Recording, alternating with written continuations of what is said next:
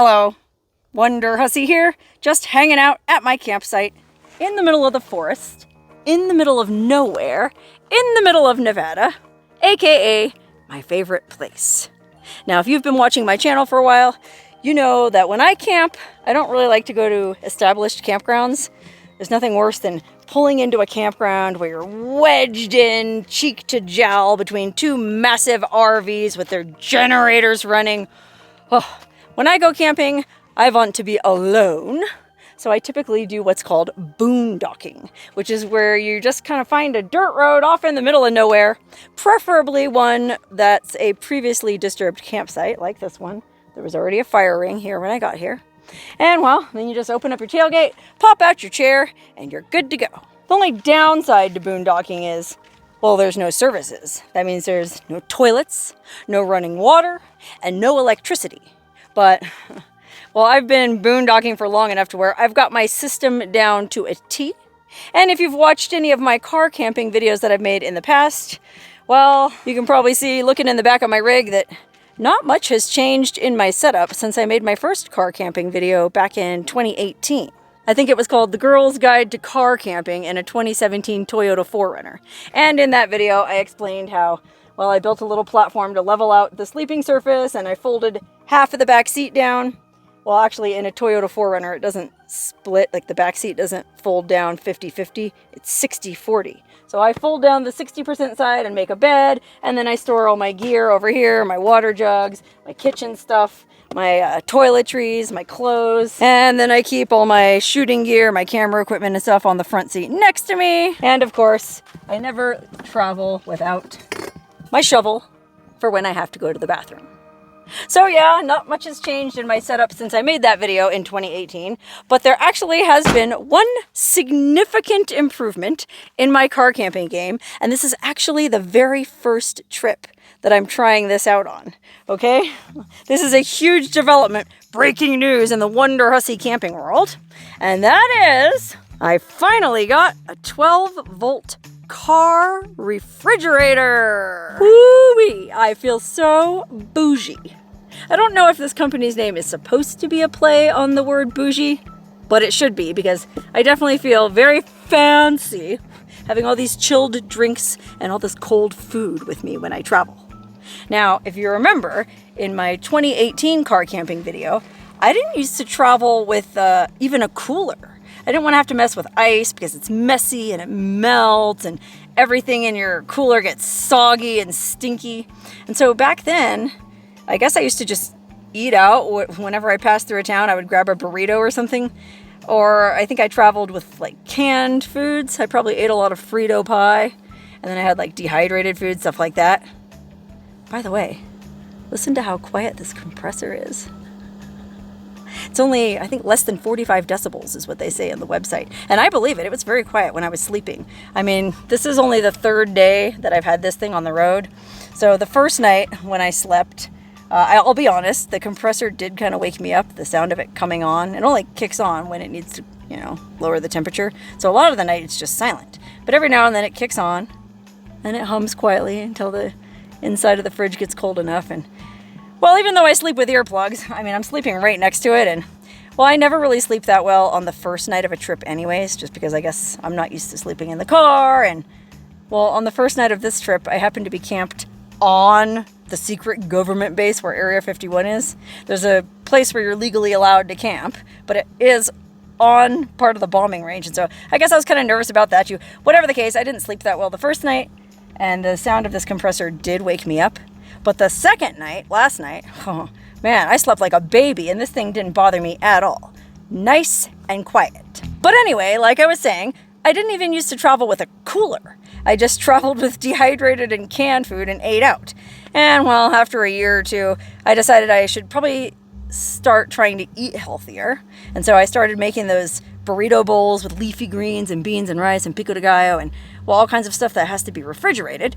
So I started traveling with a little Yeti cooler, and the Yeti coolers are great. They do keep ice frozen longer than most coolers, but even the Yeti's kind of a pain, to be honest. I mean, the ice does melt after a few days, and you're constantly having to drain it out, and you're constantly having to go find block ice, which it can be weirdly difficult to find block ice. I like to put block ice in a cooler because it doesn't melt as fast as cubed ice. But, you know, then you're wasting time driving around and wasting gas trying to find block ice. It was just a pain. And so I kind of was starting to think about maybe I should get one of these 12-volt car refrigerators. And then the fine folks at BougeRV reached out to me and asked me if I wanted to try one of their coolers. And this is the 53 quart car refrigerator and freezer. It's got dual zones inside. It does both in exchange for making a video. So that's what I'm doing now. Anyway, I'll open it up and show you inside the cooler in a minute. But first, I just wanted to talk a little bit about how I had to reconfigure my vehicle to accommodate traveling with a refrigerator. Because when I had a cooler, I just kept it. Remember, like I was saying, I only fold down the back seat halfway, like the 60% side. I used to leave the 40% side folded up, just like a regular seat. And I'd put my cooler on the seat, and I'd use the seat back to hang all my jackets and sweaters and hoodies and hats and stuff. And then in the footwell there, I would store all my food bags, you know? So this was kind of like my little kitchen area. Well, when it came time to load this refrigerator into the car, I couldn't really put it on the seat because the seat's kind of, you know how the seats are sloped like that? And I think it needs to be straight in order for the compressor to work properly. So that wasn't an option, so I thought, oh, okay, no big deal. I'll just bring it around in the back like all those van lifers do, and I'll put it over here next to my bed, like where all this gear is. You know, I just slide it forward, have it right here at the front, so that way I can get in and out of it, open it up, and get my food out. But there was one problem with that, and that is, this is the side that opens, and so I would want to have that side facing the tailgate, but if that's the case, then these little ventilation areas here where the compressor vents out, well, there needs to be plenty of room around that so that the hot air can come out. And if I had this pushed all the way forwards here, well, you can probably see if it was pushed all the way forwards here, all my mattresses and bedding and stuff would be pushing right up against that ventilation area. And it wouldn't be ventilating at all. And I certainly didn't want to burn out the compressor on my maiden voyage. So then I thought, okay, well, I guess I could try putting it on the front passenger seat. And then I thought to myself, no, that's the same. That's slanted too. Why don't I just fold down the entire back seat? I don't know why I had such a block about folding down the entire back seat. In retrospect, I should have done this a long time ago because, yeah, you do lose a little bit of space here in the footwell. I can't keep my food bags there anymore. But I feel like overall, you end up with more space in the back of the vehicle with both sides folded down. So I just had to move a few things around. Obviously, I can't keep my food bags there anymore. I moved the food bags up here into the front passenger side footwell. So I have all those right there, which to be honest, isn't really that optimal because, well, it's within grabbing distance while I'm driving. And so, you know, while I'm driving, I can just reach over and grab stuff and snack. And I'm trying to watch my girlish figure here. But I guess I'm just gonna have to learn some self-control. And actually, speaking of self-control, you might have noticed the way I have this fridge ratchet strapped down here. Well, that's an additional deterrent to me from getting into the cooler to grab snacks out. Like I've got a bag of marzipan chocolate in here that some German viewers gave me the other day. I sure would like some of that marzipan chocolate right now, but oh darn it, it's all locked up in these ratchet straps and I don't want to hassle with it. Actually, that's not the reason why I put these ratchet straps down. These are here to keep the cooler from moving. Now, like I said, this is only the third day I've been traveling with this cooler, so I feel like it's a little early for me to really make a pronouncement on it. But so far, I'm tentatively pretty impressed with its durability. It's pretty rugged. Well, I was reading in the manual, it says that the compressor can withstand being tilted up to 30 degrees. So like if you're driving, like they had a little drawing of a car going off camber 30 degrees, that won't bother the compressor. So I thought, okay, cool. I do a lot of off-roading and I definitely go on some crazy roads that I'll probably be tilted 30 degrees. Good to know that that won't bother the compressor. Well, I didn't think about all the bumpy roads that I travel on, okay? So when I took off from my house 3 days ago, I just had this refrigerator sitting here nice and pretty, just sitting here on the nice flat folded down seat. And it was so pretty as I drove down the highway. And it was so pretty as I drove down all the paved roads. But then I turned off onto the first dirt road that I went on, and it was a bumpy dirt road. And this poor thing was bumping up and down and all over the place. And it was definitely going at least 30 degrees back and forth. And I thought, oh gosh, I got to do something about that. So I happened to have some ratchet straps with me, and I just, I wrapped the ratchet straps around the seat where it's folded down, and that holds it in place real nice and tight. And like I said, it stops me from getting in there and snacking too much. So very impressed with the durability of this thing. Compressor's still running fine, and I've been going on some very bumpy roads this trip. The only downside, and this is something that I think I can work around. I mean, this is all my first trip, and I'm going to work around these quirks. When I rolled into my first campsite, I wanted to plug in my WeBoost antenna. You know, those cell signal boosters. It's like a magnetic antenna that goes on top of your car, and then another antenna that goes inside the car. And well, it's powered by the 12-volt port on the Jackery. So normally I just plug it into my Jackery and that powers my cell phone antenna. Well, I had this plugged into the 12-volt port, and the Jackery only has one 12-volt port. So I was like, well, I could either have cell signal or cold food. Oh, hear that? See, the compressor just kicked off and now it's silent. Anyway, I couldn't have cell signal and cold food, and well, where I was camped the first night, I had signal anyways, a little bit of signal, so it wasn't a big deal. But well, last night I didn't, and I would have liked to have been able to plug in my WeBoost. Now that I think about it, this BougeRV 53 quart car refrigerator / freezer did come with an AC 110 plug connector. I just forgot to bring it with me. So I could, next time, I suppose, bring that and plug that into the Jackery, and then have the WeBoost in the 12-volt port on the Jackery, and run both at the same time. Although, to be honest, I'm not sure even this 300 Jackery could power both of those. That's the thing, like, this doesn't draw a lot of power. Well, I guess I should have showed you while the compressor was running. It only draws about, in my experience, about 33 watts. I have it on eco mode. There's 2 modes, and I'll show you in a minute. You can put it on max or eco. And I guess max is if you want to get the interior really cold really fast, like if you're carrying frozen food, which I'm not. So I just had it on eco mode, and I had it set to about 35. So I found it drew about 33 watts. And it drew down my Jackery, which was, I think my Jackery was at 100% when I rolled into camp. And the first night I got into camp at like 5 p.m. And so I shut off the car. I had this thing plugged into the Jackery. And I didn't actually leave that camp until like 12:30 the next day. So what is that? 12. That's like 19 and a half hours I had it plugged into that Jackery. And so it drained the Jackery by 50%. Which, no big deal, you know. Then I set off driving again and then started charging the Jackery back up. But the Jackery doesn't charge back up that fast. So I've noticed driving around the last couple days, like, it's kind of a challenge keeping the Jackery powered up enough to power this thing. I didn't bring solar panels with me for the Jackery. In retrospect, I guess I should have. While I was hanging out at that first campsite until 12:30, I could have had the panels charging the Jackery. But I didn't. This is another one of these little quirks I'm going to have to work out as I'm learning to travel with this thing. But it really doesn't draw that much power at all. And what's more, it has this weird sensor in it that can supposedly sense when the source battery drops below a certain point.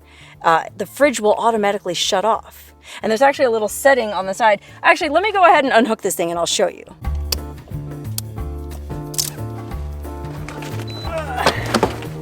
Whew. This thing weighs 46 pounds, I think. But that's because it's so nice and big and roomy inside. Look at that. 53 quarts, which is, I guess, 50 liters. And it's 2 zones. That's the refrigeration zone. That supposedly stays a little bit warmer than this side, which is the freezer zone. I guess you're supposed to like freeze a bunch of meals at home and put them in this basket and then lower it down. And well, I know the more stuff you keep in a cooler, the easier it is to keep cool, but I only went on a 3-day trip, so I didn't have a lot of food. And this is the last day of the trip, so I've already eaten most of it, so it wasn't quite this empty when I started. But anyway, it's a total of 40 liters of freezing space and 10 liters of refrigeration space. That's 1.77 cubic feet, which according to their website is big enough to hold 38 bottles of water, 15 bottles of wine, or 76 cans of beer. And I don't care who you are, that ought to be enough for a 3-day trip.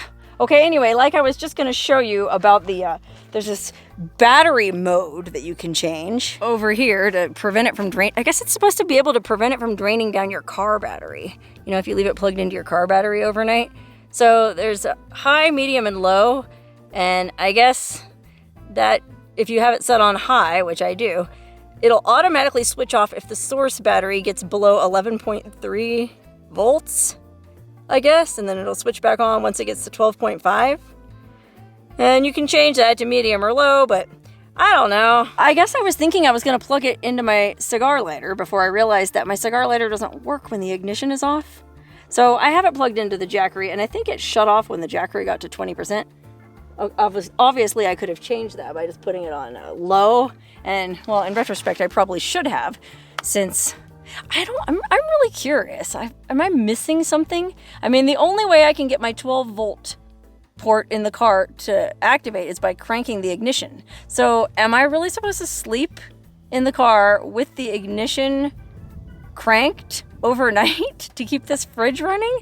That doesn't seem right. Or what if I wanted to go hiking or something? I can't leave the keys in my ignition while I go hiking. Anyway, I had it plugged into the Jackery, and it worked. I mean, like I said, I was at that first campsite for almost 20 hours, and it drained, well, it only drained that thing by 50%, so that's actually pretty good. If I'd had the panels, that would have obviously been better. And I didn't even keep it set that cool. I have it set at, well, I thought I had it set at 34. Maybe there is no 34. It's 33 or 35. I noticed that my home refrigerator was set at 34, so that's what I thought would be a good temperature. But apparently this thing has a range, and it can be set from -4 degrees, which, by the way, this is all Fahrenheit. Sorry for all you communists. I don't understand Celsius. This can go from -4 Fahrenheit to 68 degrees Fahrenheit. Now, I don't know why you would set it as high as 68, but hey, that's what the user manual said. And then you can probably see here, there's 2 different modes. Max, if it's, I guess if I press this, you have to hold and press it for 3 seconds. That's max mode, when it's blinking white like that, I guess, or white. And then hold it for 3 seconds. Change it back over to eco mode. Green means it's on eco mode, and I guess that uses less wattage. Anyway, it's a touch screen panel. It's pretty easy to turn it on or off. You just hold this for 3 seconds. Bada bing. Bada boom. So easy, even an idiot like me can do it. Actually, this thing is really fun and really easy. I mean, I'm working out some of these learning curves with the charging situation. That's really the only obstacle I'm facing. Other than that, it's really easy to use, and it's 46 pounds, but I've got muscles, and it's not that cumbersome, and it has really hardcore handles on it. I know some people, I was watching other videos online, and some people complained about the handles, like saying that they're so hardcore spring-loaded that they'll take your fingers off. But I don't know, if I'm picking up something that weighs 46 pounds, I want to make sure the handles are very solid so that they don't break and, well, I drop the cooler on my foot. Okay, I'm gonna go ahead and turn the temperature down so that the compressor kicks back on, because I want to show you guys how much it draws when the compressor is running. Okay, there it goes. Let's go check the Jackery. All right, here's my little Jackery 300. Look at that, it's drawing 36 watts. Oh, down to 35 watts, so not bad at all. I mean, according to the manual, I guess if you put it on max mode, it draws 60 watts. They say eco mode draws 45 watts. It's drawing even less than that, so that's cool. Altogether, I guess they say even on max mode, it would consume less than 1 kilowatt hour per day. I don't even really know what that means, but basically, I've been driving around with the Jackery plugged into my car. So the car is charging the Jackery, and then I keep the cooler plugged in to the Jackery. So the car charges the Jackery, charges the cooler. It's all one smooth chain of command. And it's worked out pretty well. That being said, I did kind of scramble, like driving around yesterday and today. I mean, because I stayed at that one campsite so late, I was hiking, making a video. I didn't get back to the car till 12:30. So by the time I left camp, I think the Jackery was at or maybe slightly below 50%. And then I only ended up driving another couple hours that day. So it wasn't long enough to really get this Jackery back up to 100%. So I have a feeling the fridge might have shut itself off a couple times overnight before I left this morning. But again, that's because I didn't change that battery saver mode to low.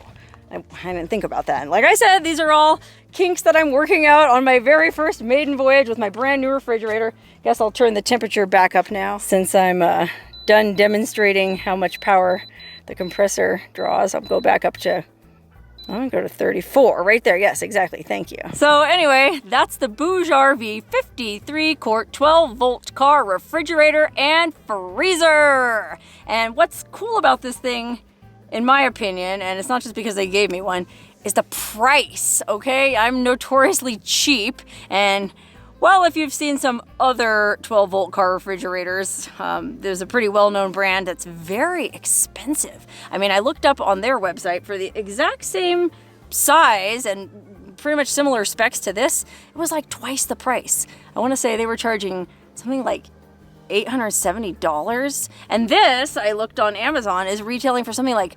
$369.99, and I'm pretty sure they're going to give me a discount code for anybody who wants to order one of these based on my video. I'll put the link to that in the description so you'll get even more money off it.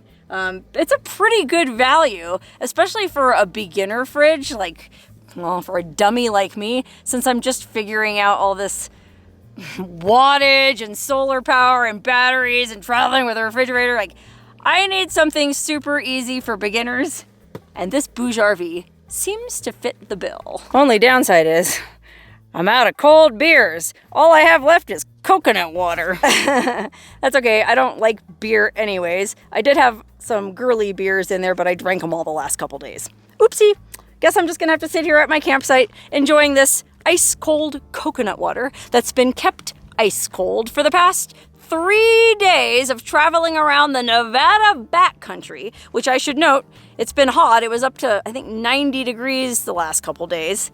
But my coconut water, if you could feel it, is as cold as ice thanks to my all-new BougeRV 53 quart 12 volt car refrigerator / freezer. Cheers!